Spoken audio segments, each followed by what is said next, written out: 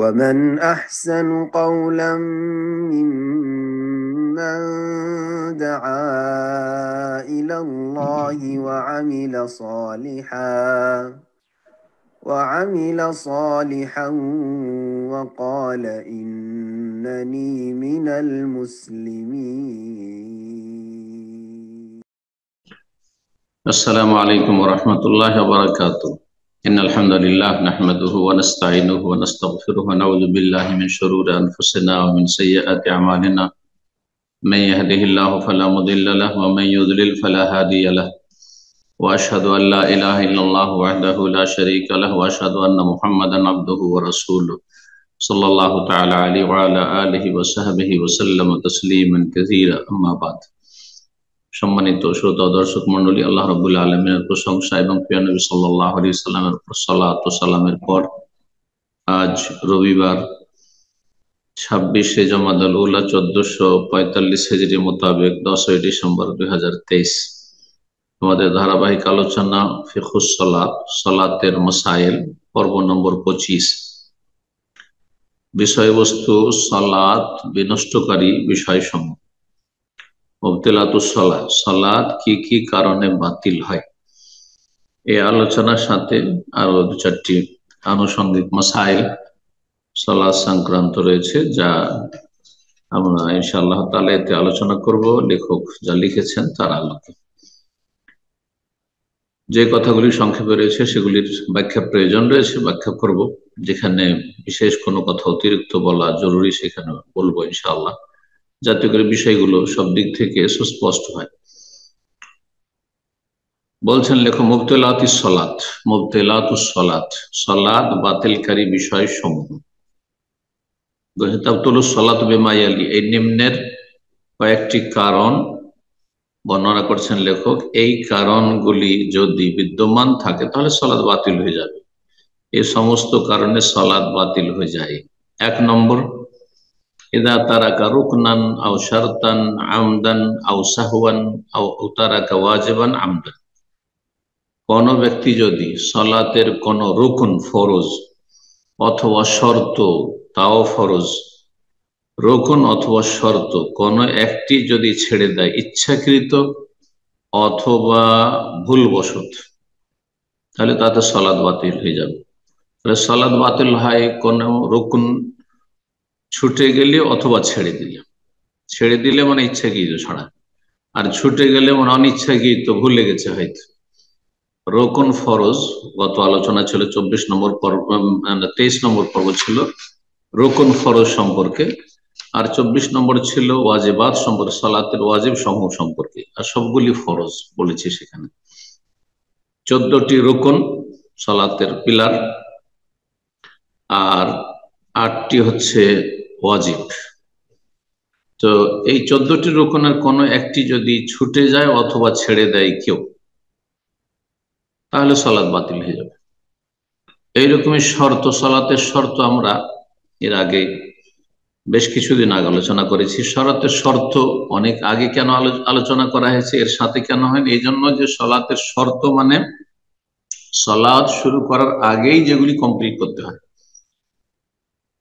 যেমন তাহারাত, পবিত্রতা, ওযু, গোসল যেন ঠিক থাকে, বড় নাপাকে ছোট নাপাকে থেকে মুক্ত, নাজাসাত নাপাক বস্তু শরীরে কাপড়ে সালাতের স্থানে যেন না থাকে, সাতরুল আওরা লজ্জা স্থান আবৃত করা, ইস্তেকবালুল কিবলা কিবলামুখী হয়। এভাবে 9টি শর্ত রয়েছে।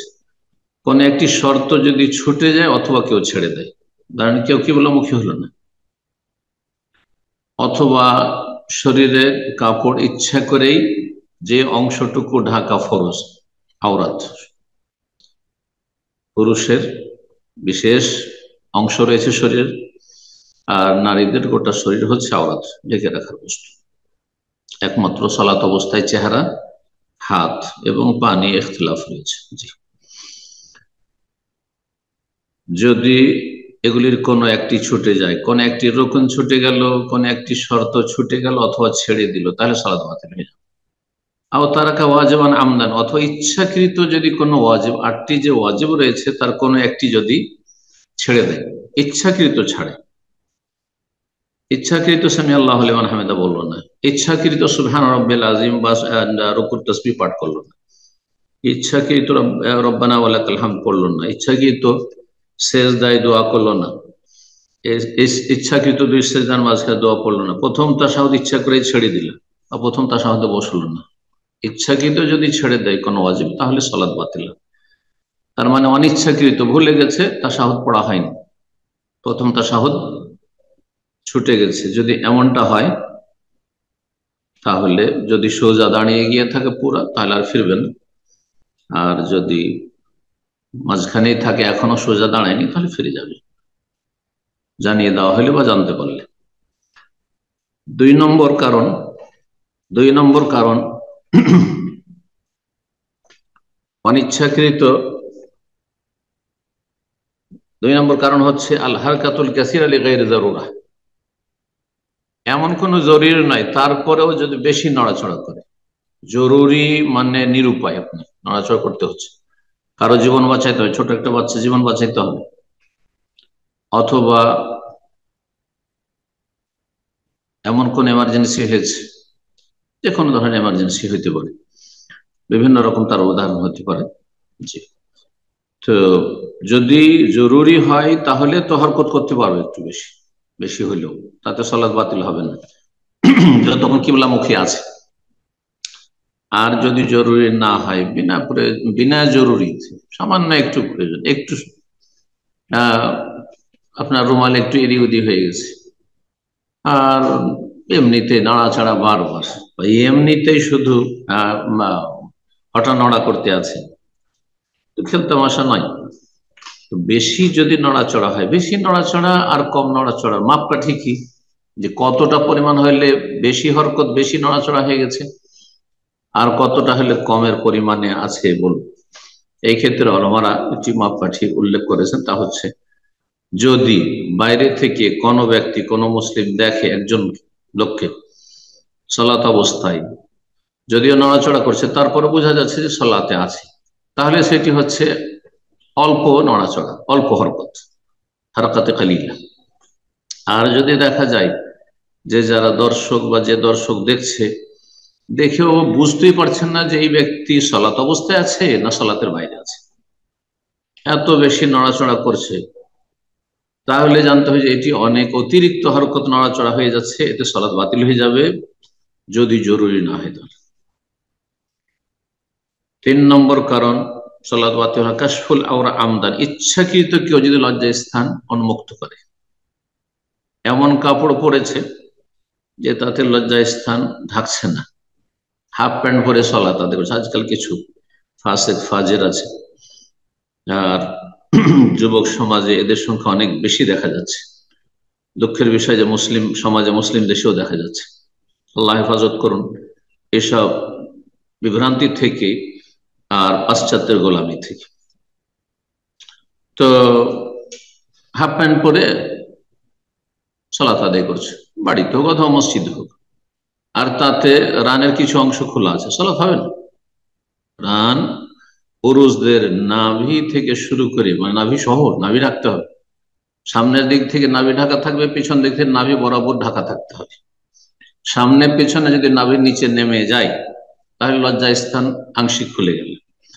এইরকমই এমন হাফ প্যান্ট পরে আছে যে হাঁটু ছুঁয়ে যাচ্ছে, মানে হাঁটু পর্যন্ত ঢেকে যাচ্ছে, কিন্তু রুকু সেজদা করতে গিয়ে যখন টান পড়ছে তখন হাঁটুর উপরে উঠে রান খুলে যাচ্ছে, তাহলে এইরকম অসম্পূর্ণ কাপড়, বেহায়া কাপড়ে সালাত হবে না।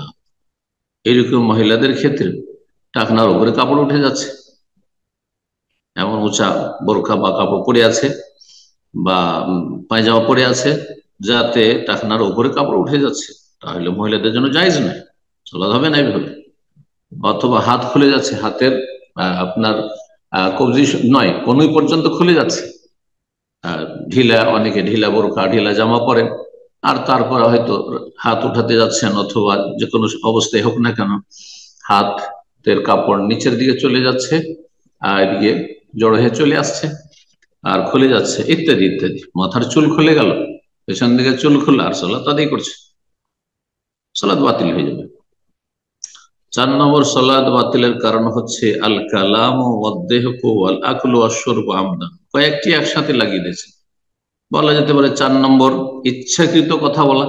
সালাত অবস্থায় ইচ্ছা করে যদি কেউ কথা বলে, এমন না যে ভুলে গেছে, অনিচ্ছাকৃত মুখ দিয়ে বেরিয়ে গেছে। ইচ্ছাকৃত হাসাহাসি করা, হাসি কন্ট্রোল করতে পারেনি আর হাসি চলে আসছে, সালাত বাতিল হবে না।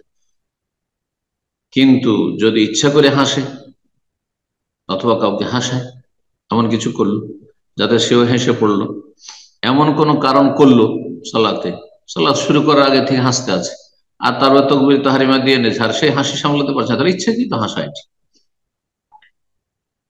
হাসার কথা বলা হয়েছে, মাঝারি হাসাহাসি হোক অথবা অট্ট হাসি হোক, দুটোতে সালাত বাতিল হয়ে যাবে। জি। আর প্রাথমিক যে হাসি যেটি পছন্দনীয় সেটি হচ্ছে মুচকি হাসি, ইবতিসামা বা তাবাসসুম। মুচকি হাসিতে সালাতের কোনো ক্ষতি হবে না। সালাত অবস্থায় কোনো ভালো কথা, খুশির কথা মনে আসলো আর মুখটা এই হাসি ফুটে, চেহারায় হাসি ফুটে উঠলো, কোনো অসুবিধা নেই, জায়েজ আছে। কারণ মনে যে কথাগুলি আসে, সুখ দুঃখের কথা, সেগুলি মানুষ দূরে সরাতে পারে না। জি, সেগুলি অনিচ্ছাকৃত চলে আসে। জি, এইরকম ইচ্ছাকৃত খাওয়া দাওয়া করা, বল আকলো অবশ্য ইচ্ছাকৃত পান করা, ইচ্ছাকৃত ভাবে মনে আছে তারপরেও জানা আছে মুখে একটা খেজুর দিয়ে নিয়েছে আর সালাত আদায় করছে, তো সালাত বাতিল হয়ে যাবে, সালাত বাতিল হয়ে যাবে। মুখের ভিতরে সামান্য কিছু আছে খাবার আর সেটাকে চিবিয়ে গিলে নিল, আর অথচ তকবীরে তাহরিমা সালাত শুরু করে দিয়ে, সালাত বাতিল হয়ে যাবে ইচ্ছাকৃত যদি করে। তারপরে লেখক বলছেন কিছু মাসাইল, তার মধ্যে একটি হচ্ছে আল জাহেলু ইযা তারাকা রুকনান আও শারতান। কোন অজ্ঞ ব্যক্তি যে দিনের মাসলা মাসাইল জানে না, সে যদি কোনো রুকুন ছেড়ে দেয় অথবা শর্ত ছেড়ে দেয়, তাহলে তার হুকুম কি? অজ্ঞ মূর্খ জানছিল না, বলছেন যে জানা যেহেতু ফরজ, তাকে যদি সেই সময় কেউ জানিয়ে দেয় সালাতের ভিতরে আছে, তাহলে পুনরায় সেটাকে আদায় করবে। ফাইন কানাফিল ওয়াক্তে আদা সালাত, যদি সময় থাকে তাহলে সে সালাতটা পুনরায় আদায় করবে, মানে সে সালাতের সময় আছে অথবা সালাতের ভিতরে আছে, কেউ জানিয়ে দিল, তাহলে পুনরায় আদায় করবে শুরু থেকে। ওয়াইন খারাজাল ওয়াক্ত, আর সময় যদি পার হয়ে চলে যায়, ধরুন আসরের সালাত আর তাতে কোনো একটা রুকুন ছেড়ে দিয়েছে অথবা শর্ত ছেড়ে দিয়েছে, আর তারপরে তার মনে হয়েছে অথবা মাসলা জানতে পেরেছে, জানতো না, ওয়াক্ত পার হওয়ার পরে মাগরিব পরে জানতে, ফালা এ আদাত আলাইহি, তাহলে সে সালাত পুনরায় আদায় করতে হবে না। তারপরে আরেকটি মশলা বলছেন যে নফল সালাতের পরে কোনো দোয়া নেই। নফল সালাত পড়ার পরে অনেকে কিন্তু জিকির আজকার করেন বা দোয়া পড়তে থাকেন, এরকম দোয়া নেই। বলছে আর দোয়া বাদান না ফেলে তো গায়রু মাশরু, নফল সালাতের পরে দোয়া শরীয়ত সম্মত নয়, শরীয়তে প্রমাণিত নয়। ওয়ালা আসলাল্লাহ, আর কেউ যদি করে এর কোনো দলিল প্রমাণও নেই। ওমান আরাদা ইয়াদু আল্লাহ, কেউ যদি দোয়া করতে চায়, তাহলে সালামের আগেই দোয়া করবে, সে ফরজ সালাতে হোক অথবা নফলে হোক। অনেকেই আমাদের সমাজের লোকেরা মনে করেন যে যেহেতু শুনে আছেন, কিছুটা শিখেছেন হয়তো সহি আমল সম্পর্কে, ফরজ নামাজের পরে দোয়া মোনাজাত বেদাত জেনেছেন, কিন্তু এমন একটা নেশা হয়ে আছে যে ও সুন্নত পড়ার পরে, সালাম ফেরার পরে তারপরে দোয়া করবে। না, এটাও শরীয়ত সম্মত নাই, এর কোনো দলিল নেই। এই কথাই বলছেন যে নফল সালাতের পরেও শরীয়ত সম্মত নয় দোয়া করা, একা হোক অথবা সম্মিলিত হোক। সম্মিলিত আরো বড় বিদআত, আর একা যদি মাঝে মধ্যে প্রয়োজন হয় তাহলে ঠিক আছে, কিন্তু নিয়মিত নিয়ম বানিয়ে নেবে, যেমন এক শ্রেণীর লোকেরা আছে যে ইমাম যেহেতু করছেন না, আরো দেশগুলিতে যেমন, বা কোনো মসজিদে সালাত আদায় করে যেখানে ইমাম সাহেব যেহেতু সুন্নতের অনুসারী, সম্মিলিত মোনাজাত করেন না, তখন নিজেরাই তখন দোয়া ধরে, ফরজের পরে হোক অথবা নফলের পরে হোক না। তবে কখনো যদি প্রয়োজন হয় তাহলে অসুবিধা নেই, বিশেষ প্রয়োজন। ওমান আরাদা ইয়াদু আল্লাহ, কেউ যদি দোয়াই করতে চাই তাহলে দোয়া করবে সালামের পূর্বে। সালামের আগের সময়টা হচ্ছে দোয়ার ক্ষেত্র। জি, আত্মাহাত পড়লেন তাশাহুদ, তারপরে দুরুদ ইব্রাহিম আল্লাহুম্মা সাল্লি আলা মুহাম্মদ আল্লাহু বারিক আলা মুহাম্মদ, তারপরে ওয়ালিয়াতাখাইয়ার মিনাল মাসআলাতি আজাবাহু ইলাইহি রাসূল বলছেন, তারপরে তুমি চয়েস করো, পছন্দ করো আল্লাহর কাছে দোয়া চাওয়ার জন্য আজা বলে যে কোনো তোমার দোয়া পছন্দ লাগে, যে কোনো দোয়া তোমার ভালো লাগে, প্রয়োজন হয়, ফরজে হোক অথবা নফলে হোক, সালামের আগে দোয়ার ক্ষেত্রে। ওয়াইন্দা বাদ সালাত আহিয়ান, কখনো কখনো যদি সালাতের পরে দোয়া করে, সম্মিলিত একসাথে নয় যে ইমাম দোয়া করবে আর মুক্তাদি আমিন আমিন, ফরজে হোক অথবা নফলের পরে হোক, কখনো মাঝে মধ্যে যদি করে আর এই কোনো কারণবশত আপনার প্রয়োজন ওই সময় দোয়া করেছেন, ফালা বাসা, তাহলে কোনো আপত্তি নেই। তারপরে বলছেন কুল্লুমা ওয়ারাদা মুকাইয়াদা বিদবুর সলাহ, যেসব হাদিসগুলিতে এসেছে দবরুসল, সলাতের পেছনে বা সলাতের পরের শব্দটি এসেছে, এ দোবর মানে কি? দোবর মানে পেছনে হয়, দোবর মানে পেছন দিক হয়, দোবর মানে পাছা হয়। কুল্লুমা ওয়ারাদা মুকাইয়াদান, যে যে হাদিসগুলি বর্ণিত হয়েছে দবর সলাতের সাথে সম্পৃক্ত করে, মানে সলাতের পরে বলে উল্লেখ করা হয়েছে, ইনকানা দুয়ান, যদি সেটি দুয়ার বিষয় হয়, ফাহুয়া কাবুল সালাম, তাহলে সালামের আগে করবে। দেখবেন যে এটা জিকির না দোয়া। যদি আল্লাহর কাছে চাওয়ামূলক কিছু হয়, সেটি দোয়া মনে হচ্ছে, তাহলে সেটা সালামের আগেই করবেন, কারণ দোয়া হচ্ছে সালাত অবস্থায় আল্লাহর সাথে আপনি চুপিসারে কথা বলছেন।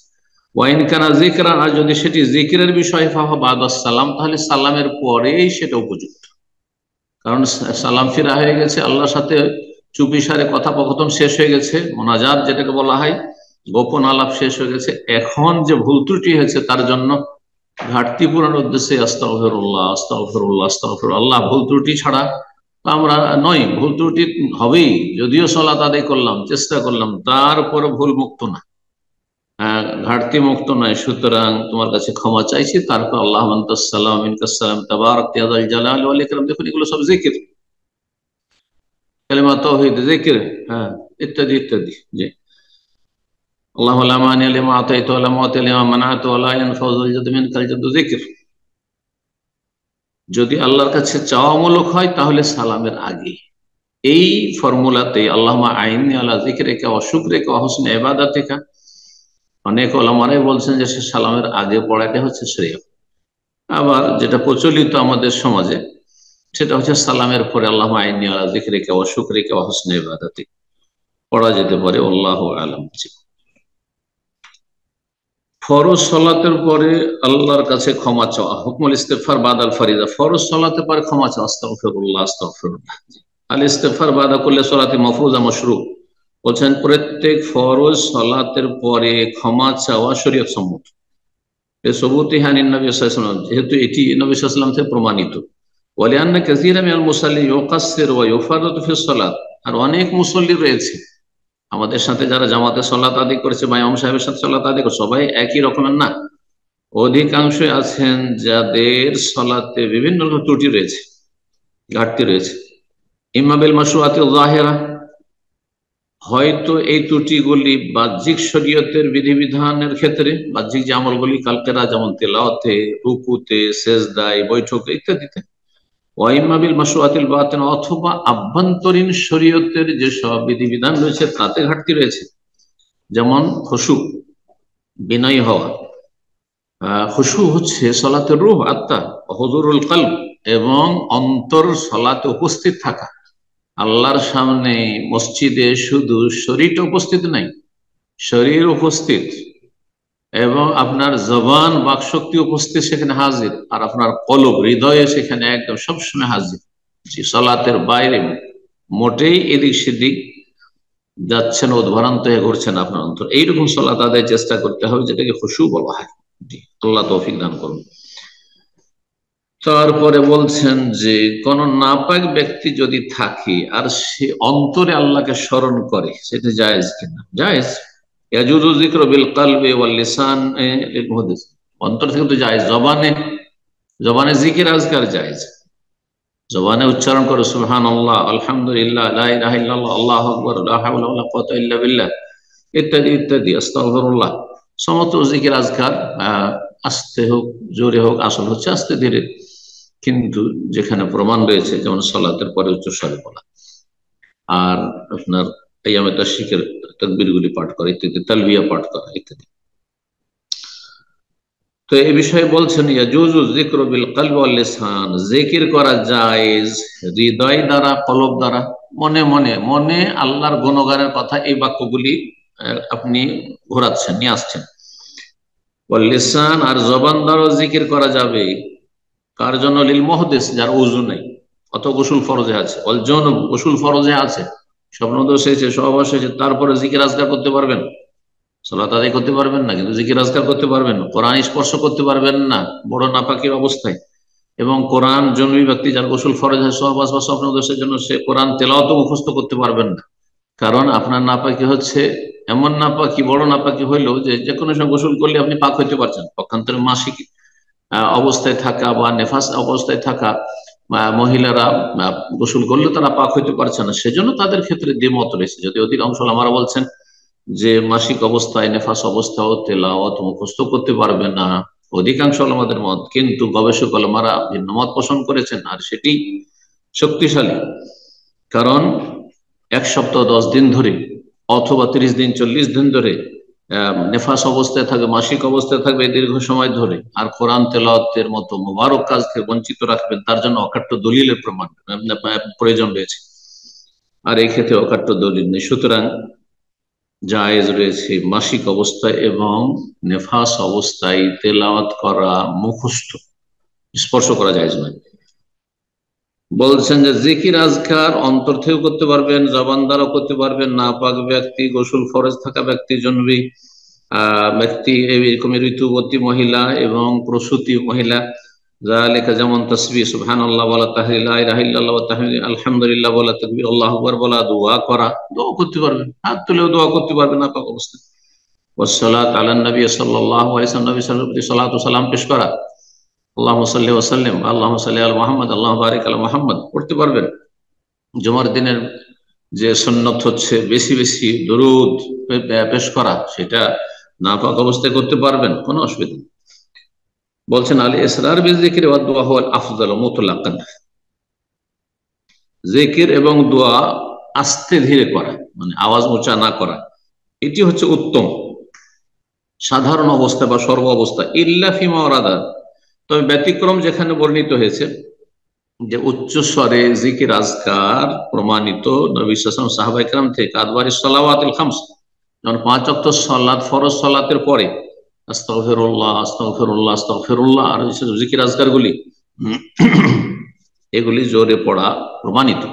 সুতরাং এটি হচ্ছে সহি, এই আমলটি আহলে হাদিস ওলামারাই করে থাকেন, আর আরব দেশে হানাবেলারা করে থাকেন, পক্ষান্তর আমাদের দেশে হানাফি সমাজ, এমনকি আমাদের দেশের আহলে হাদিসরাও এই সলাতের পরে জোরে জিকির আজকার গুলি করেন না। আর আজকাল এই সুন্নতটি উঠতে যাচ্ছে, মৃত হইতে যাচ্ছে, এই সুন্নতকে জীবিত করতে হবে। তালবিয়া, তালবিয়া পাঠ করা, আল্লাহর জিকির, লব্বাইক আল্লাহুম্মা লব্বাইক লব্বাইক লা শারীকা লাক ইন্নাল হামদা ওয়ান নি'মাতা লাক ওয়াল মুলক লা শারীকা, বলি আল্লাহর গুণগান, জিকির, কিন্তু সেটা উচ্চ স্বরে করে হচ্ছে সুন্নাত। আউলে মাসলিহাতিন, অথবা যদি সেখানে কোনো আপনার ইসলামের স্বার্থ থাকে, ইসলামের খাতিরে আপনি উচ্চ স্বরে আপনি জিকির আজকার করতে পারবেন। যেমন কোন অজ্ঞকে শোনাচ্ছেন, শিখাচ্ছেন, অজ্ঞকে, জাহেরকে জানে না, তাকে শিখাচ্ছেন আপনি, শেখানোর জন্য, যাতে করে শিখে নেই দোয়া জিকির গুলো। আফজাল ওয়াল জাহর, উত্তম হচ্ছে সেই ক্ষেত্রে শিখানোর জন্য উচ্চস্বরে করা। জি, নাহলে আসল হচ্ছে যে উযকুর রাব্বাকা তাযাররুআন ওয়া খুফিয়া। জি, আল্লাহ রাব্বুল বলেছেন তোমার রবকে স্মরণ করো, রবের জিকির আজকার করো একগ্র চিত্তে এবং মনে মনে আস্তে। জি, তারপরে বলছেন যে কোন ইমাম যদি 4 রাকাত বা 3 রাকাত বিশিষ্ট সালাত, যাতে 2 তাশাহুদ রয়েছে, তাতে প্রথম 2 রাকাত পড়ে দাঁড়িয়ে যায়, ওয়ালাম ইয়াজলিস তাশাহুদ, তাশাহুদে না বসে, প্রথম তাশাহুদে না বসে, তাহলে তার বিধান কি? বলছেন ফাইন যাকারা ক্বাবলা আন ইয়াস্তাবিয়া কায়মান, সোজা হয়ে পুরোপুরি দাঁড়ানোর আগেই যদি স্মরণ চলে আসে বা স্মরণ করিয়ে দেওয়া হয়, ফালিয়াজলিস, তাহলে ঘুরে বসে যাবে, বসে যাবে। ফাইন ইস্তাওয়া কায়মান, আর যদি সোজা দাঁড়িয়ে গেছে পুরোপুরি, তারপরে তার মনে পড়েছে অথবা কেউ স্মরণ করিয়েছে, ফালা ইয়াজলিস, তাহলে আর ফিরবে না, বসবে না, বরং সেটি অনিচ্ছাকৃত ছুটেছে, এই ক্ষেত্রে ঘাটতি পূরণ করবে। আসজুদ সাজদাতাই সাহ ক্বাবলা সালাম, সালামের আগেই 2টি সহ সিজদা করবে এই ক্ষেত্রে, যেহেতু ঘাটতি হয়েছে, ঘাটতির ক্ষেত্রে সালামের আগে সহ সিজদা। বলছেন আর একটি মাসআলা, সেটা হচ্ছে যে আপনি মসজিদে যাচ্ছিলেন, জামাত ধরবেন, কিন্তু গিয়ে দেখেন যে জামাত শেষ হয়ে গেছে। কিন্তু সেটা অবহেলা করে না হয়, অবহেলা করে গাফিলতি করে যাচ্ছি, অথচ টাইম বুঝতে পারছেন জানা আছে, তাহলে এই নেকি পাবেন না, বরং গুনাহগার হবে না। কিন্তু যদি আপনার টাইম জানা নেই, নতুন জায়গায়, অথবা আপনার কাছে ঘড়ি নেই, বা আপনার এই মসজিদে কখন ইকামত হয় তাও জানা নেই, এই অবস্থায় গিয়েছেন, দেখলেন যে জামাত হয়ে গেছে, পূর্ণ জামাতের সওয়াব পাবেন ইনশাআল্লাহ, দ্বিতীয় জামাতে তৃতীয় জামাতে পড়লো অথবা একা পড়লো।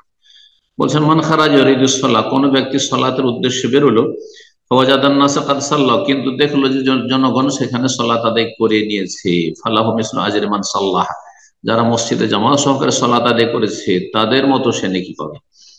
এই মর্মে আবু দাউদ নাসাইতে হাদিস রয়েছে এবং হাদিসটিকে আল্লামা আলবানী সহিহ বলেছেন।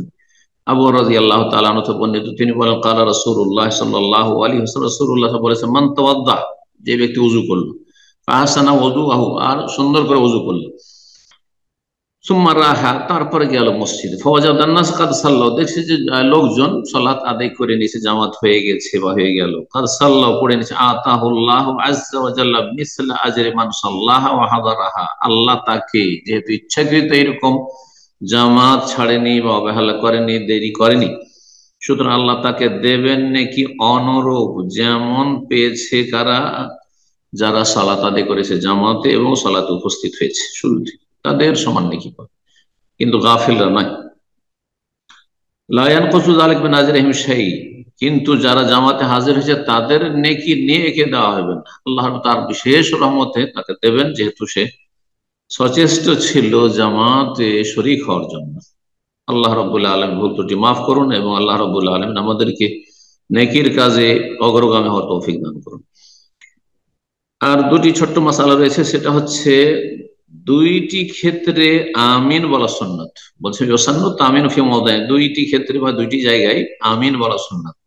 একটি হচ্ছে দাখিলা সালাতের ভিতরে, আর একটি হচ্ছে সালাতের বাইরে।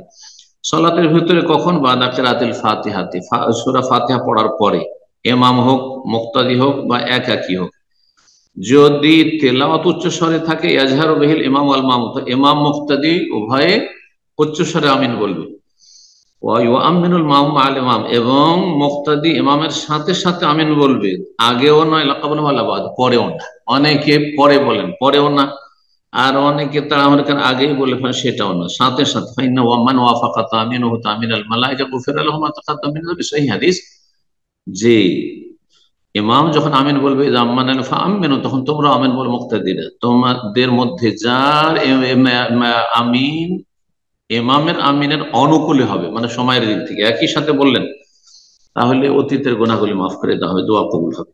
ওয়ুশরাউ আইযান ফি দুআইল কুনুত, এইরকমই শরীয়ত সম্মত হচ্ছে আমিন বলা বেতরের কুনুতে, মানে ইমাম কুনুত পড়ছেন তখন আমিন আমিন বলবেন। আর নাজেলা, অথবা কুনুতের নাজেলা, বালা মুসিবত মুসলিম উম্মার উপরে এসেছে, আর সেই জন্য কুনুতের নাজেলা হচ্ছে ফজর বা অন্য কোনো সময়, তাহলে সেখানেও আমিন বলবেন। এই ছিল সালাতের ভিতরে আমিন, সূরা ফাতিহার পরে ওয়ালাদ-দাল্লিন আমিন, ইমাম মুক্তাদি সবাই, আর ভেতরের কোনতে আর কোনতে নাজেলে। দ্বিতীয় হচ্ছে খারিজা সালাত, সালাতের বাইরেও আমিন বলবেন কখন? বাদা কিরাতিল ফাতিহাতে, সূরা ফাতিহা পাঠের পরে, কোন সময় পাঠ করলেন আপনি নিজেই কারি আপনি, অথবা মনোযোগী হয়ে শুনেছেন, এমনি কানে পৌঁছিল কি ওয়ালাদ-দাল্লিন আমিন পড়লো, কিন্তু মনোযোগী হয়ে শুনেননি, তাহলে আপনার জন্য না। ওয়ালা দোয়া মুতলাকান, আর সালাতের বাইরে যদি যে কোনো দোয়া আপনি নিজে করেছেন বা অন্যরা, তো আমিন বলবেন। আও মুকাইয়াদান, যে কোনো দোয়াই, অথবা খতিব জুমার দিনে দোয়া করছেন, আমিন বলবেন আপনি, হাত উঠাবেন না। একমাত্র ইস্তিসকার, যদি বৃষ্টি চাওয়ার দোয়া হয় তাহলে হাত উঠিয়ে আমিন। সূর্যগ্রহণ, চন্দ্রগ্রহণের সালাতে ইমাম সাহেব খতিব দোয়া করছেন খুতবায়, বা আলোচক বক্তারা দোয়া করেন, অনেক সময় তো আমিন বলবেন, মানা হয়ে যাক ইত্যাদিতে। তাহলে সালাতের বাইরেও আমিন বলা শরীয়ত সম্মত এইসব ক্ষেত্রে, আর সালাতের ভিতরেও আমিন বলার ক্ষেত্রেও লেখক এখানে উল্লেখ করলেন। আর এর মাধ্যমে আজকের আলোচনা শেষ হচ্ছে। আল্লাহ রাব্বুল আলামিন যেন কবুল করেন, ভুল ত্রুটি মাফ করেন, উপকারী জ্ঞান দান করেন, আমল করার তৌফিক দান করেন। আল্লাহ রাব্বুল আলামিন আমাদের দুনিয়া আখিরাতে সার্বিক কল্যাণ দান করেন। যেসব ভাই বোন আমাদের সাথে শরীক থাকলেন শুরু থেকে দার্সে, আল্লাহ তাদেরকে উত্তম প্রতিদান দান করেন, এবং তাদের আল্লাহ রাব্বুল আলামিন সার্বিক দিক থেকে সুখে শান্তিতে রাখেন, সমস্ত অনিষ্ট থেকে আল্লাহ হেফাজতে রাখেন। আর যারা আহ শিথিলতা গাফিলতিতে লেট করে বিলম্বে আসছেন, আল্লাহ তাদেরকে অগ্রগামী হওয়ার তৌফিক দান করেন, আরো বেশি আগ্রহ নিজের মধ্যে নিয়ে আসার তৌফিক দান করেন, উপকারী জ্ঞান হাসিলের আল্লাহ রাব্বুল আলামিন তৌফিক দান করেন, দুনিয়ার গরজের চাইতে আখিরাতের গরজ বেশি করার তৌফিক দান করেন। সাল্লাল্লাহু আলা নবিয়িনা মুহাম্মদ ওয়া আলা আলিহি ওয়া সাহবিহি আজমাইন।